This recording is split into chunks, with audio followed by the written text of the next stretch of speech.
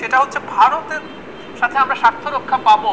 আমি প্রায় দেখি ভারত আমাদের সাথে মুক্তিযুদ্ধের সময় কি কি করেছে এই আলাপটা আনা হয়, একেবারে অযৌক্তিক আলাপ বলে আমি মনে করি। ডক্টর জাহিদ, প্রধানমন্ত্রী বিভিন্ন অনুষ্ঠানে বিভিন্ন সম্মেলনে তিনি বারবার একটি কথা বলেন যে ভারত আমাদেরকে সহযোগী না করলে আমরা মুক্তিযুদ্ধে জয়লাভ করতে পারতাম না। দেখুন, ভারত মাত্র 6 দিন যুদ্ধ করেছে বাংলাদেশের হয়ে পাকিস্তানের সঙ্গে, আর এই 6 দিনে মূলত যুদ্ধের সর্বশেষ পর্যায়ে এসে পড়েছিল। তো ভারতের উদ্দেশ্যটা কী ছিল? ভারতের উদ্দেশ্যটা ছিল বাংলাদেশ, মানে বর্তমান যে বাংলাদেশ, এই পূর্ব পাকিস্তান এবং পশ্চিম পাকিস্তানকে খণ্ড বিখণ্ড করে পাকিস্তানের শক্তি খর্বকায় করে দেওয়া।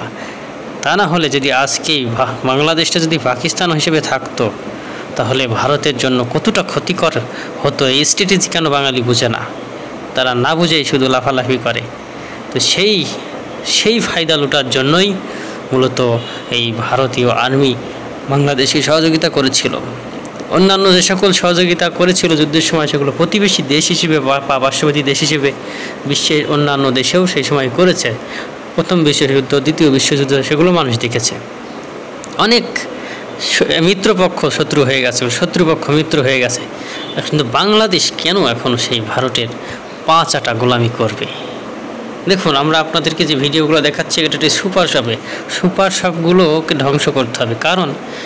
কারণ কি? কারণ তারা ভারতীয় এবং ইসরায়েলি পণ্যগুলো কীভাবে সাজিয়ে রেখেছে আপনারা দেখুন। এখনও সময় আছে সুপার শপগুলোকে যদি তারা ভালো পথে ফিরে আসে, মানে দেশজ পণ্যের দিকে যদি তারা ফিরে আসে, তাহলে দেশের মানুষ তাদেরকে ভালোবাসবে, বাহবা জানাবে, সেখান থেকে পণ্য ক্রয় করা চালিয়ে যাবে। অন্যথায় এভাবে যদি তারা ভারতীয় পণ্য দিয়ে সাজিয়ে রাখে তাদের সবগুলো, তাহলে কিন্তু খবর আছে। তো বিষয়টা আমরা যে কথাটি বলছিলাম যে ভারত কেন বাংলাদেশকে সহযোগিতা করলো, প্রথমত কারণ ছিল সেটি যে পুরো পাকিস্তানটাকে ভেঙে ফেলা। পরবর্তী যে বিষয়টি ছিল সেটি হচ্ছে বাংলাদেশের অভ্যন্তরে যে সকল সম্পদ আছে সেগুলো ব্যবহার করা। আর একটি উদ্দেশ্য 7 সিস্টারে যাওয়া আসার পথ হিসেবে বাংলাদেশটাকে ব্যবহার করা এবং বাংলাদেশকে ভবিষ্যতে তাদের আরেকটি অংশ হিসেবে করে নেওয়া। যা এদিকে আমরা দেখতে পাচ্ছি ইতিমধ্যে বাংলাদেশ যেন সেই পথেই হেঁটে যাচ্ছে, সেই পথেই যেন হেঁটে চলছে। আপনারা যারা ভিডিওটি দেখছেন তাদের কাছে অনুরোধ করব, আপনারা অন্যান্য ভিডিওগুলো একটু দেখুন, বেশি বেশি করে শেয়ার করুন, লাইক এবং কমেন্ট করুন। কারণ ভিডিওর আমরা দেখতে পাচ্ছি আমাদের রিচ কমে গেছে, মানুষজন দেখতে পাচ্ছেন আমাদের চ্যানেলটা, অনেকেই জানাচ্ছে। তো আপনারা যখন ভিডিওটি দেখবেন অবশ্যই লাইক, কমেন্ট, শেয়ার করবেন, বেশি বেশি কমেন্ট করার চেষ্টা করবেন।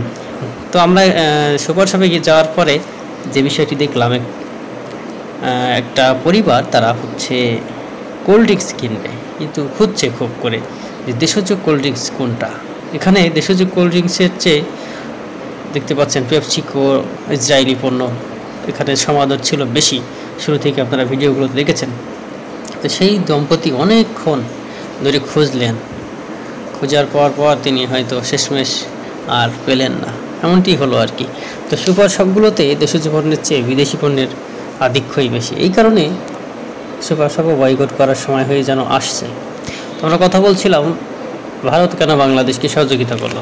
তো ভারত সহযোগিতা করলো প্রথমত পাকিস্তানকে বিভক্ত করা, দ্বিতীয়ত ভারতের যে 7 সিস্টার্স, সেই 7 সিস্টার্সের সাথে বাংলাদেশকে যুক্ত করে 8 সিস্টার্স বানানো, বাংলাদেশের অভ্যন্তরীণ যে সম্পদ আছে, গ্যাস প্রচুর মজুদ আছে, সেগুলোর ব্যবহার, ভবিষ্যতে বঙ্গোপসাগরের মাছ আহরণ, এই নানান কারণে বাংলাদেশকে ভারত সহযোগিতা করেছে এবং তার রূপ আমরা দেখেছি। মুক্তিযুদ্ধের পরও ভারত কিন্তু যেতে চাচ্ছিল না। আমাদের দেশে সেই সেনাবাহিনীরা তারা তাঁবু বলেন আর বিভিন্ন হোটেল মোটেলে বাংলাদেশের থাকতো তারা।